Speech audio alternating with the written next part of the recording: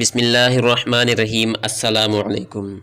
آج کل بہت سارے لوگ کسی جگہ جمع ہو جاتے ہیں کسی بھی مقصد کے لیے، خواہ وہ سیاسی اجلاس ہو، وہ کسی اور مقصد کے لیے لوگ جمع ہوں، کوئی اکٹھ ہو، کوئی فیصلہ ہو رہا ہو جس میں لوگ جمع ہوں۔ دوستو، ایک اور حدیث میں آپ کو سنانے لگا ہوں جس میں یہی مجتمع ہونے کا ذکر ہے کہ جب لوگ مجتمع ہو جاتے ہیں تو وہ کیا ایسی چیز کریں جس سے وہ اللہ کی رضا حاصل کر سکیں۔ دوستو، حضرت انس رضی اللہ تعالی عنہ سے ایک حدیث نقل ہے۔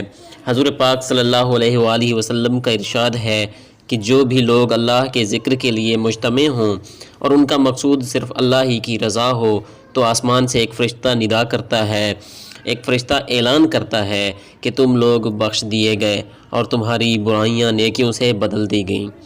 دوستو، اس کے بالمقابل ایک اور حدیث ہے جس میں یہ لکھا گیا ہے کہ جو اجتماع ایسا ہو کہ اس میں اللہ پاک کا کوئی ذکر ہو ہی نہیں تو یہ اجتماع قیامت کے دن حسرت و افسوس کا سبب ہوگا۔